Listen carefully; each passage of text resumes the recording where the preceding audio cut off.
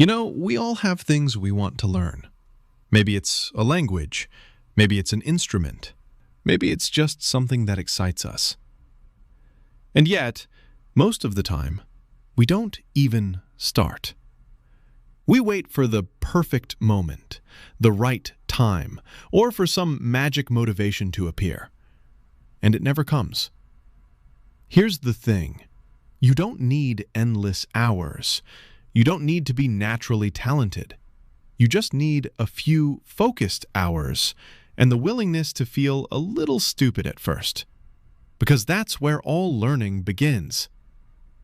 The myth we all believe comes from something called the 10,000-hour rule. It says, if you want to be a master, if you want to be at the very top of your field, you need 10,000 hours of practice. It's been repeated so many times that people now think, I need 10,000 hours to get good at anything. And that's terrifying, isn't it? Because most of us don't have 10,000 hours to spare. But let's pause for a moment. Those 10,000 hours? They were never meant for ordinary learning. They were for athletes, musicians, chess grandmasters, people competing at the highest levels in extremely narrow fields. The point was to reach the top, not just to be competent. And that's the twist, because what we really want isn't to become a master at everything.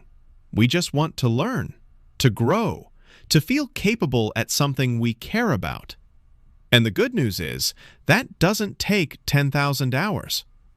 It takes 20. 20 hours of focused, deliberate practice. That's it. 20 hours is doable. That's about 45 minutes a day for a month. Even skipping a day here and there, it's achievable. And those 20 hours can take you from complete beginner to genuinely capable. But there's a method to it. First, you break the skill down. Decide exactly what you want to be able to do, and find the most important pieces. Don't try to master everything at once. Focus on what matters most. Second, learn just enough to correct yourself. Get the resources you need, but don't let learning become an excuse to delay practice. Practice is how you get better. Third, remove distractions.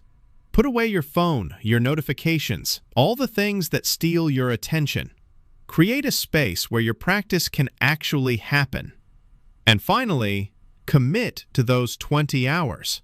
Stick through the initial frustration, the part where you feel awkward, incompetent, and slow.